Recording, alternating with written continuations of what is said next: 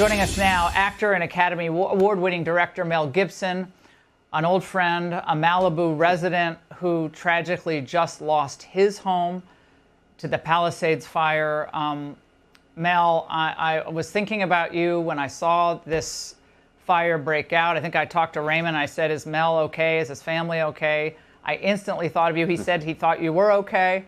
And I'm glad you got out. I'm glad your family is safe. But tell us what it was like to be on Rogan's podcast when I guess you learned that your home had been lost. Well, I didn't learn it was lost. I knew the neighborhood was on fire, then I was in the path. So I was a little tense while I talked to Joe, but he's a guy that can put you at your ease fairly well. So I was doing okay. And I knew that Mel, my family was safe and out of harm's way. Were you able to get possessions that, of course, are really immaterial when you have your family, but I've been to your house. It was an incredible home, beautiful home. But were you able to get anything out of your house? Not much. A few necessary things. You know, my son I said, just go and grab this and this and this. And he grabbed like 3 things and took off. And then,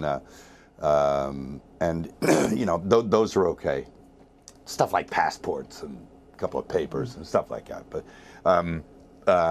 by and large, everything was just, it looked, when I got there the other day, I went up there yesterday, it looked like Dresden, you know, after Bomber Harris got through with it. Yeah.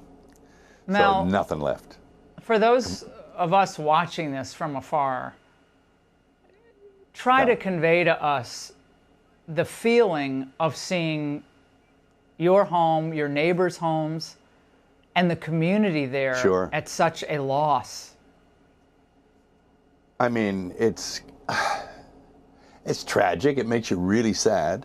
I was actually, you know, there are neighbors I have that I was actually looking at them. I felt worse for them than I did for myself.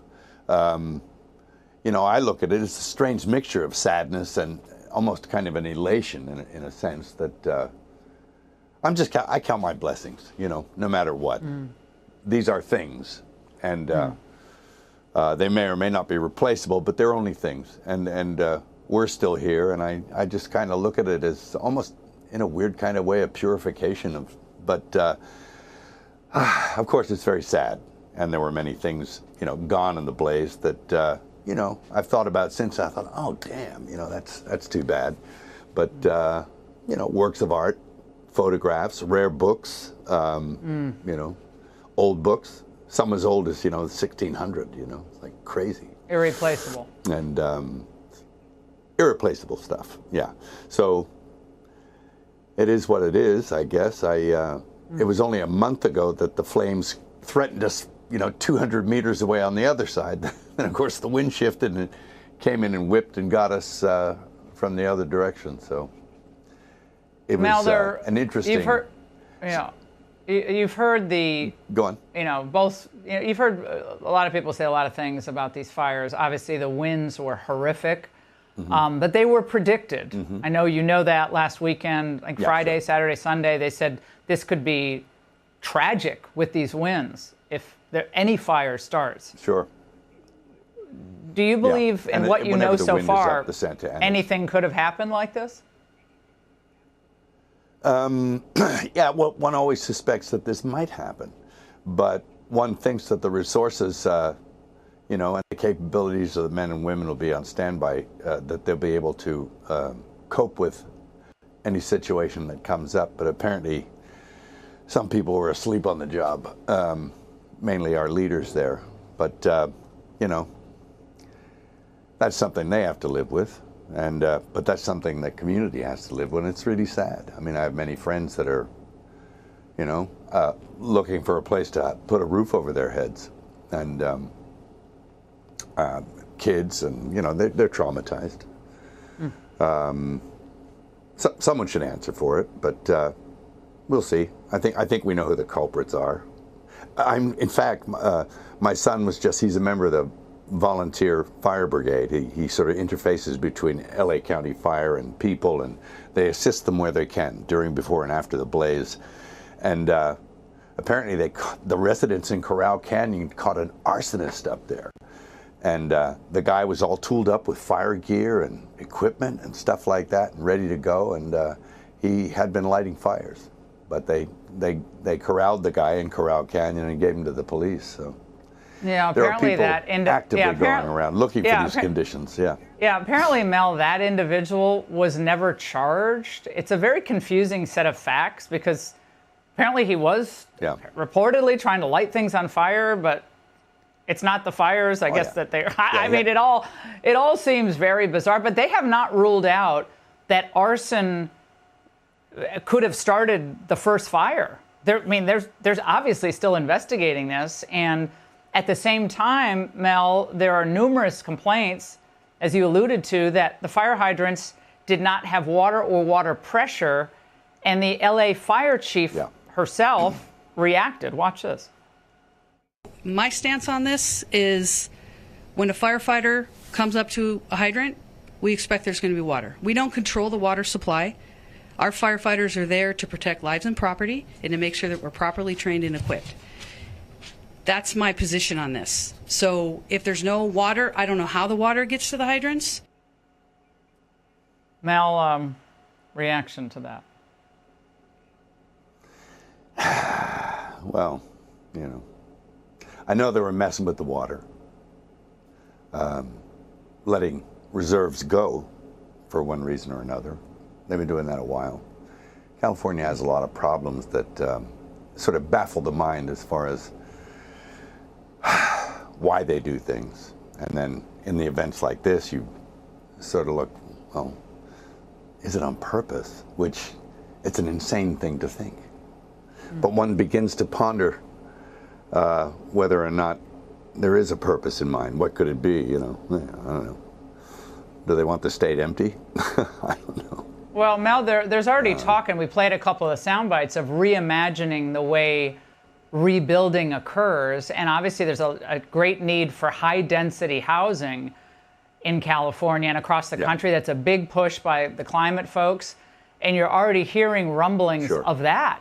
In this case, like goodbye single-family homes, hello high-density housing. Yeah. It's pretty scary, and it'll take decades to do that too. It's like even if it if it's a good idea, which I don't know if it is, but reminds me of the old cattle barons clearing people off the land, But I don't know. I can make all kinds of horrible theories up in my head, conspiracy theories and everything else, but it just seemed a little convenient that there was no water, and and that the wind conditions were right, and that there are people ready and willing and able to start fires. And are they commissioned to do so, or are they just acting on their own volition? I don't know. But they seem pretty well equipped, some of these people that they're catching. A lot of questions. A lot of questions, Mel. Mel, a message tonight. I'll sift through the remains of my place and see if I can find any clues for you. Mel, any message from you to Governor Newsom or Karen Bass tonight? Spend less on hair gel. That's it. Yeah. What can I say to them? Not big admirer of either, but there you go. Now, Mel, I know multiple shows and films have been put on hold. Everyone's livelihood has been put on hold, been involved in these fires, affected by the fires. And I know you have a film, Flight Risk, that's coming out in just 2 weeks. First film you've directed since 2016's Hacksaw Ridge, which we love. The Ingram family loved Hacksaw Ridge. So what can we expect with the industry going through changes already with these fires affecting production? And I can't wait for this film. Oh, sure. There's going to be, I think, people will have to adapt. Very few things are made in California now anyway.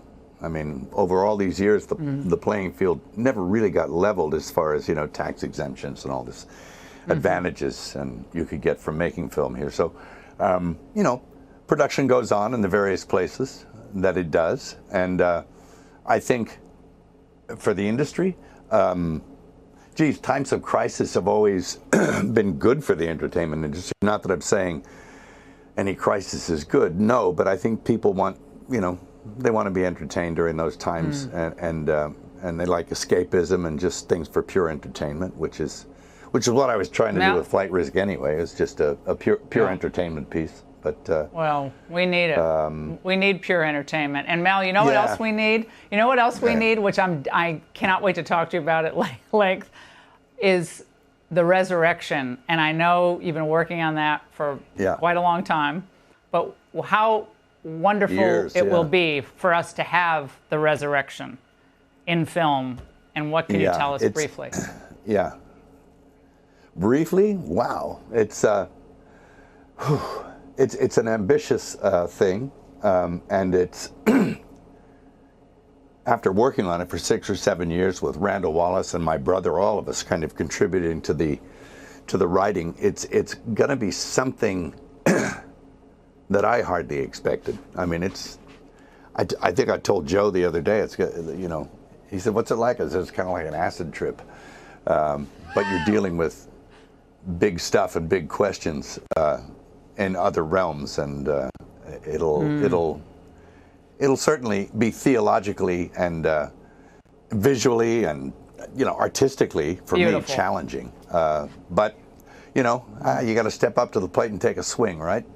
Oh no, Mel, you've never done that. You've never done that in your career. Mel, I'm so glad that you're okay. You've helped me in times of crisis. When I was going through cancer, I will never forget. You called me and gave me really great words of wisdom about treatment, and you were so fabulous all those years ago, 20 years ago, actually. And so I thought about you. Man. It was 20 years ago. That's how long I've known you. Yeah. Wow. It's a long time. Yeah. We've not aged at all. You're doing it up here. You're doing that up here. Yeah. Yeah. 20. Oh, my God. Yeah. Yeah. I'm a little gray. Yeah. No, not you. Mel, I'm so glad you're okay. Thank you for reminding us that our spiritual life sustains us in these very, very challenging, difficult, tragic times.